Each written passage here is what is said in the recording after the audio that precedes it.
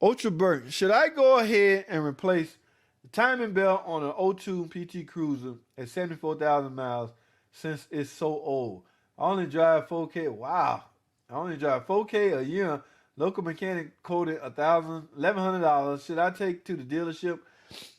Uh, Ultra Burt, I'm gonna say this about that old model PT Cruiser. There, there, there's no big advantage to taking it to the dealership to get done. Okay, in fact, because this is an '02 model, you might come out better taking it to, uh, a aftermarket shop because they may have guys that there's some guys in the dealer never seen a PT Cruiser, and it may look like an alien to them. They get it in the shop and then they start and go, "Whoa, what is this?" Because everybody haven't seen everybody. The dealerships now are full of young guys, because the older guys done. I ain't cut out for this, and they don't let you do nothing. They don't pay nothing, and so they leave. We have a shop full of young guys. Now they all sharp. My neighbor, the one I work right next to, sharp as hell, young dude.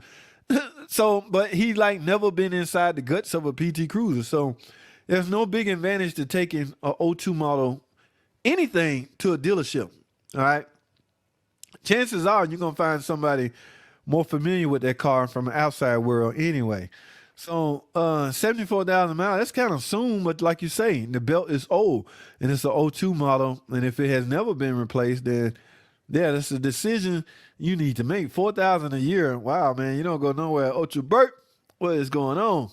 Um, Now, what you don't want to happen is the belt to break. Now, I did a video on the timing belt, diagnosing the timing belt, and I brought that up.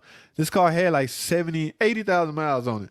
And I mentioned that. I was like, see, I changed my recommendation from when you should do a timing belt. I dropped it from 100,000 to 80,000 because of that one car. That one car had me reevaluate the whole way I speak on timing belts off a PT Cruiser. It had 80,000 miles and the belt was already broke. So immediately I stopped saying every 100,000 miles. I now went down to 80. So if I see one snap at 60, I'm going to take it down to 60. But, the car getting older now. But my man, Ultra, the answer to your question is an aftermarket shop can do just as good a job as the dealership, if not better, because they're going to know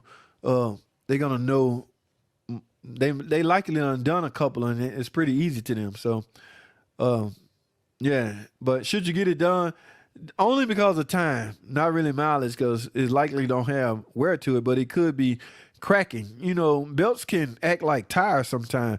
My tires on my on my Nissan truck, I don't dry that car every day, but the damn tires dry rot before I can wear the tires out.